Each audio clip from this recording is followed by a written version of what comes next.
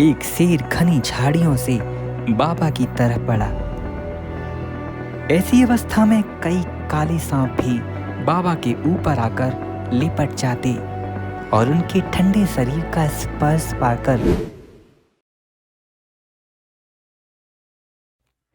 अहिंसा प्रतिष्ठायाम तत्सन्निधो वैरत्याजः। जब योगी को अहिंसा पूर्ण सिद्ध हो जाती है तो भयंकर से भयंकर जानवर भी उनके पास शांत भाव से रहते हैं। योग जगत के इस बात के सबसे बड़े उदाहरण हैं ब्रह्मऋषि योगी सम्राट श्री देवराह बाबा। बाबा अक्सर घने जंगलों में तपस्या करने जाते थे। वे ऐसे महायोगी थे जिनकी अवस्था ईश्वरलीन है। भारत में दूसरा ऐसा कोई योगी अब तक नहीं हुआ है।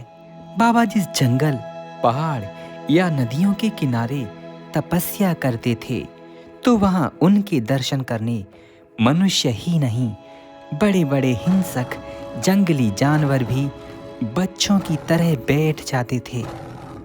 ये घटना अमरकंटक के उन जंगलों की है जहां भयंकर शेर पानी पीने जंगल से बाहर नदी के उन शांत किनारों पर आते जहां बाबा भी तपस्या करते थे। प्रतिदिन की तरह एक दिन श्री देवराह बाबा ऐसे ही सुनसान घने जंगलों में नदी के किनारे एक ऊंची चट्टान पर बैठकर तपस्यारत थे। सहसा एक शेर घनी झाड़ियों से बाबा की तरफ बढ़ा। अक्सर बाबा जब तपस्या करते तो कई कई घंटे तक वे पाषाणवत होकर एक जगह स्थिर रह जाते थे। ऐसी अवस्था में कई काले सांप भी बाबा के ऊपर आकर लिपट जाते और उनके ठंडे शरीर का स्पर्श पाकर वे अपार आनंद महसूस करते थे, साक्षात अवधरधानी महादेव की तरह। जब बाबा काफी देर तक उस ऊंची चट्टान पर ध्यान मग्न थे, बाबा की सेवा में उस समय 15-20 योगी भी बाबा से तपस्या आदि के गुण सीखते थे और अष्टांग योग की साधना में वे निरत रहते थे।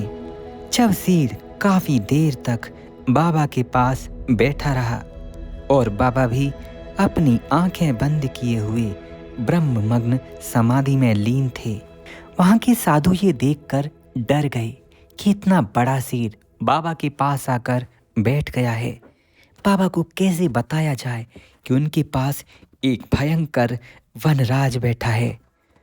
सबके गले बंद हो गए, लेकिन बाबा अपने आत्मानंद में लगातार लीन थे। वो शेर भी लगातार बाबा की ओर देखता जा रहा था।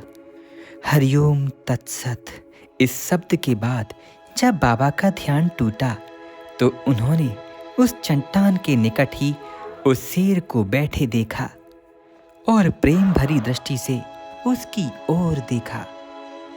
बाबा कुछ कदम आगे बढ़े। वो शेर भी बाबा के पास बढ़ा।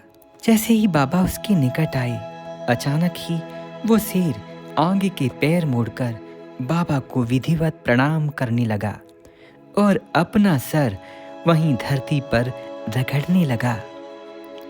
शेर का ऐसा प्रेम भरा प्रणाम देखकर करुणामयी बाबा ने दोनों हाथों से उसके माथे पर हाथ फिराया। थोड़ी देर तक उसको रगड़कर विशेष आशीष प्रदान किया। अब बाबा ने कहा, बच्चा, आज तुम्हें गुरु दीक्षा भी देता हूँ। ये कहकर बाबा ने उसके मस्तिष्क पर हाथ रखा और गीता के कुछ श्लोक उसे सुनाने लगे।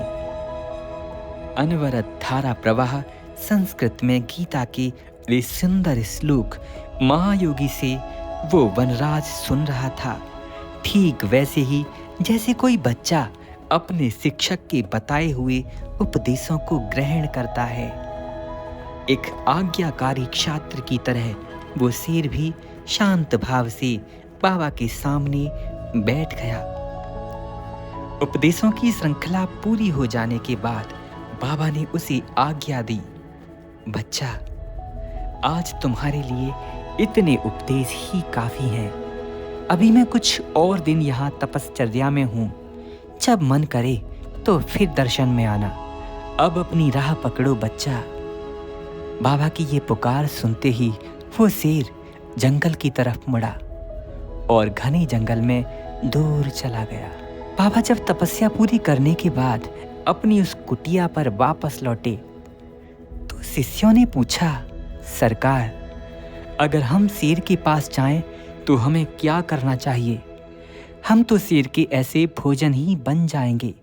बाबा ने कहा, नहीं बच्चा, जब तुम शेर में भी नारायण देखना सीख लोगे तो उससे भी हाल चाल पूछ सकते हो। बच्चा, नारायण ही तो सभी जीवों में विद्यमान है। जले विष्णु स्थले विष्णु, विष्णु पर्वत मस्तके। भगवान विष्णु ही सभी प्राणियों की आत्मा हैं। जब तुम्हें ऐसा अभ्यास हो जाएगा और तुम्हारी दृष्टि भगवदमय हो जाएगी तब तुम शेर से भी हालचाल पूछ लोगे बच्चा। इसी का अभ्यास करो। ये कहकर बाबा ने उन्हें भगवत भक्ति की शिक्षा दी। उन्हीं को नहीं, बाबा के ये उपदेश मुझे, आपको, हम सभी के लिए हैं। प्राणी मात्र को भगवत मार्ग का राह दिखाने वाले ये उपदेश सदा सदा अमर रहेंगे। आप भी जब किसी संकट में पड़ें तो बाबा के इन वचनों को याद रखना। राधे राधे। वीडियो अच्छा लगा हो तो चैनल को सब्सक्राइब करके बेल आइकॉन को प्रेस कर लेना। जय श्री राधे। अगली बार नई कथा में फिर मिलेंगे।